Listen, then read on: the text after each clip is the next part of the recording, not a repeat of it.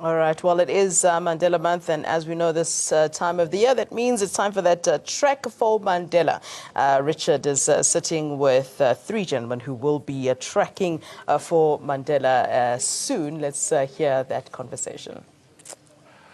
All right, Flo, thank you very much. I'm sitting here with three inspired individuals, and boy, they are inspirational, and they're ready to kick off the Nelson Mandela celebrations in a big way. The statesman would have turned 100 years old this year, and celebrations to honor his centenary have already begun.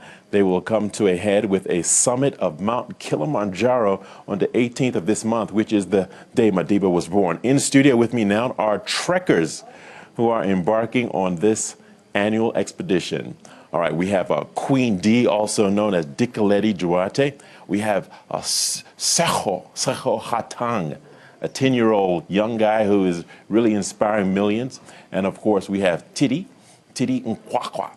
Thank you for joining us. And first of all, what does Nelson Mandela Day mean to you, Queen D?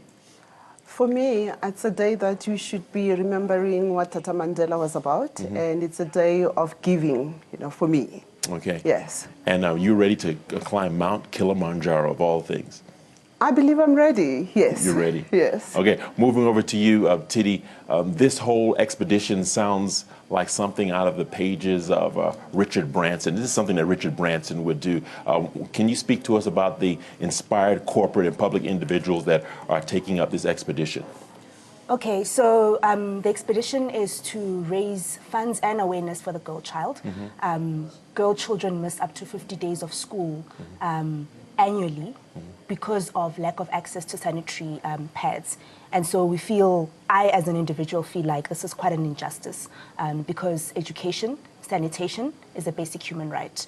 And so I'm doing my bit to help, and my company is obviously backing me in that regard. Okay, we're going to dig into that a little later. But I think we have a star in our midst, Seho Hatang, and he's just 10 years old.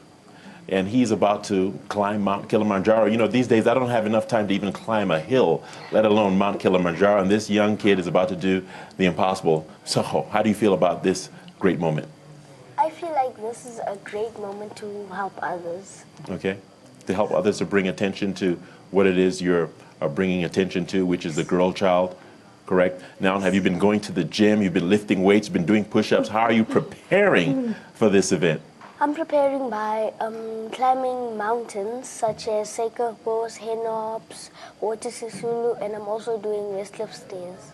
Oh, that's fantastic. You got to pick me up because I'm so lazy these days, but it's happy that it's great to see that you're a young kid, 10 years old, and you're very active, and that's inspiring in and of itself.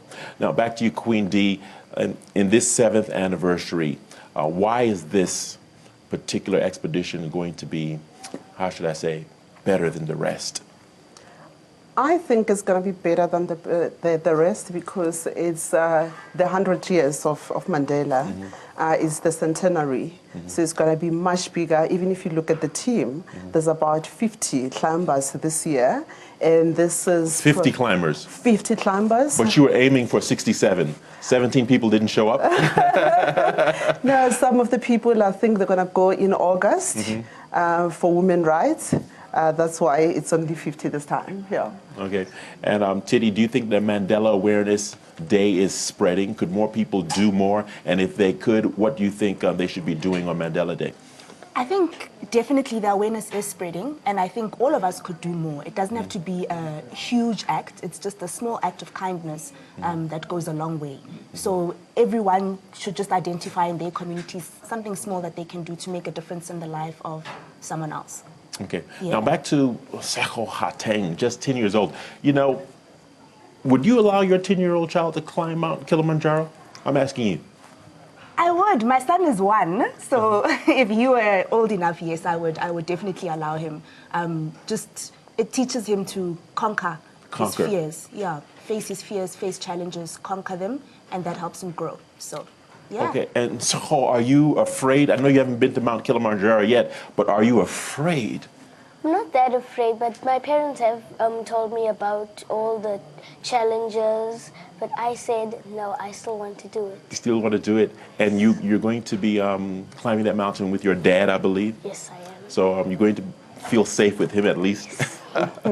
And overall, is it a safe trip? What type of safety procedures would be in place? You need to ensure that your shoes are the right shoes because shoes are key. I mean, the terrain is not smooth. It's not like you're walking on a tar road. You need to have the trekking poles that work. And more than anything else is the weather conditions. It is extremely cold. I was about to ask you, what kind of procedures are put in place to make sure everyone is warm? And do you have a specific amount of, a specific journey that you accomplish each day? And do you set up a camp? And what's put in place? Take me through that. Yes, so we all have received gear. So the Imbumba Foundation has been so kind as to organize the appropriate gear for all of us. Okay. So we've got the right shoes, as Dike Lady has said, trekking poles, jackets, the whole works. We've got all of that. And how it works is that on a daily basis, we've got a certain amount of kilometers that we hike. Okay. We get to camp, we rest. Next day, we do it again. Hike, get to camp, rest. Yeah. And you know what, Queen D, if I were going with you, I would ask one important question: communication. I would make sure that we have our communication, backup communication, and backup to the backup communication. Oh, you talk about that. I mean, power banks should be there. I mean, at some stage, they're saying in some areas there's signal, in some areas there isn't signal. So we don't know what else you're going to be, but we are hoping that the newspapers, the television stations are going to be there as well to follow, and we're hoping that you're going to track us and find a way. Okay, so one thing is for sure that you would have satellite protection watching your every step, and if you need to, you can always be rescued to safety. But God forbid that would never happen. Yeah. Okay, so 18th it's Kilimanjaro, and perhaps the next year, what are you going to do? An air balloon or what? What other exciting thing is out there to do? Some of the girls on the expedition, we plan to do two things next year. We want to do the Mandela, not Mandela, the Lesotho walk. It's called Mushosho Walk. It's a 3-day walk, and we'll be raising funds, continuing to do that. And if we are strong enough, we might attempt the base camp, you know, the big Everest base camp. Mount Everest? Yes, Mount Everest. Oh, wow. Yes. Okay, you might have to come and get me. I think I'm interested now. Okay. Okay. And before we let you go again, we're going to bring the spotlight to why you're doing this. It is the girl child. We want to have our girls a lot more educated. We want them healthier. Yeah. And you said to have less children, perhaps, while they're educated, earn more money. Can you talk us to some of the importance of educating the girl child once more time? It's very important to educate the girl child. I mean, for me, who works in the mining industry, it's very male-dominated. So it's important that girls get educated, that they can get access into this industry, that they can just grow and achieve their full potential. Full potential. Yes, and make a difference in the lives of their families and their communities. I think educated women, girls, are more empowered to make a difference and build better societies. All right. Yeah. Seho Hatang. The ladies and girls around South Africa are thanking you for taking this expedition. Thank you for being so courageous, and I want to see your name in lights one day. Thank you very much. All right, there you have it. We have more news coming your way after the break, but right now it's right back to you, Flo, in studio. All right, thank you very much. A very interesting conversation there.